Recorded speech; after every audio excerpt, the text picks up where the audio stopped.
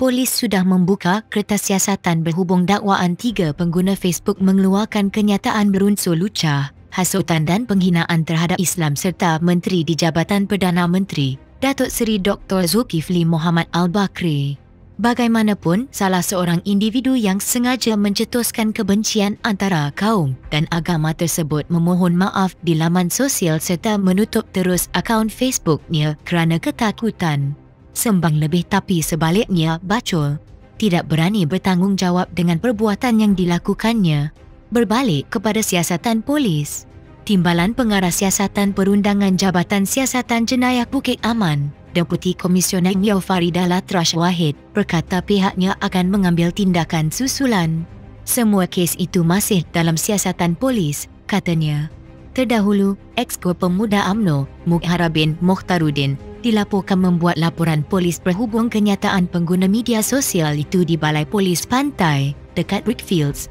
Kobin ketika dihubungi memaklumkan, 3 pengguna Facebook didakwa memuat naik kenyataan berkenaan di ruangan komen Facebook sebuah portal berita kemarin.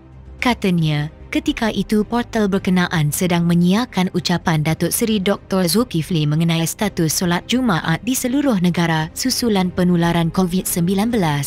Polis perlu menjalankan siasatan secepat mungkin bagi menunjukkan pasukan keselamatan itu tidak akan sesekali berkompromi dengan mana-mana pihak yang cuba menggugat ketenteraman awam. Pihak berkuasa perlu ambil tindakan segera terhadap mereka yang menghina Islam dan mencerca Menteri Agama. Dalam hal ini, kita jangan politikkan isu berbangkit, sebaliknya menekankan kepentingan aspek saling menghormati dalam kalangan rakyat berbilang kaum dan bangsa di negara ini, katanya. Pergi sembahyang Jumaat, hanya 30 orang saja yang dibenarkan dalam satu masa. Dan tak ada isu pun kalau orang Islam nak pergi sembahyang. Dan ini negara beragama Islam, memang tak ada masalah pun. Dan Menteri Agama telah memberikan syarat-syarat tertentu. Dan bukannya semua orang Islam telah dibenarkan sembahyang terus di masjid. Itu sahaja. Kalau boleh saya nak semua bangsa, termasuk China ke India, hormat agama Islam. Jangan sesekali lagi membuat penghinaan dan kata-kata berbau hasutan kepada orang Melayu, orang Islam supaya kita ni bergaduh sesama sendiri dan juga kita ni ingin menghina agama lain. Bagi kami ni orang Islam yang ada tamadun, orang Melayu yang menghormati semua bangsa di Malaysia. So tak ada isu pun kalau kita nak sembahyang Jumaat yang telah dibenarkan dalam tempoh PKPB ni.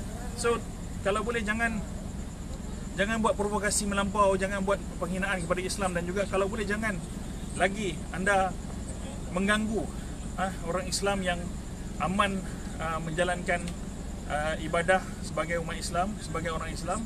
Dan kami pun menghormati bangsa Cina, bangsa India, beragama Buddha, Hindu yang nak mengamalkan dan juga sembahyang di toko masing-masing dan juga di kuil masing-masing. So dah tak ada isu pun hanya orang Islam je boleh sembahyang. Padahal orang Hindu, orang Kristian, orang Buddha pun boleh pergi sembahyang dah depan ni. So tak ada isu. Kalau orang Islam bila Menteri Agama buat statement yang anda pergi hina orang Islam dalam Facebook live ni, kenapa?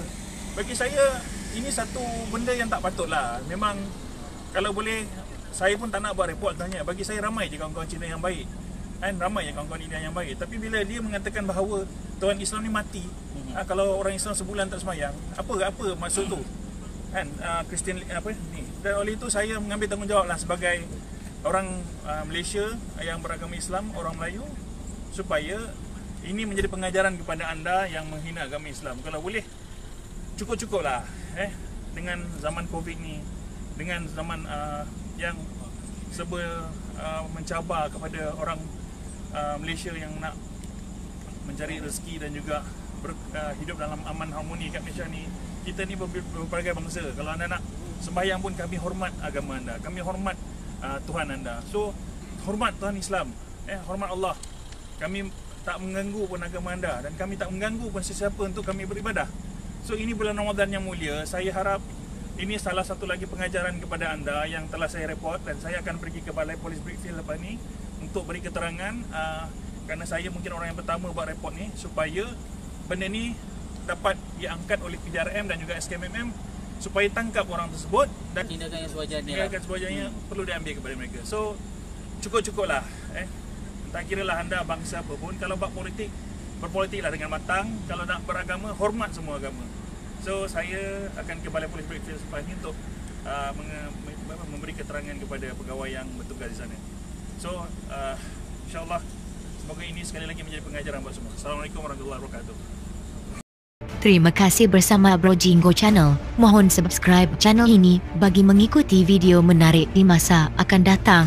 Jika anda menyukai berita ini, mohon like dan share sebagai tanda sokongan anda. Sokongan anda amat dihargai. Terima kasih.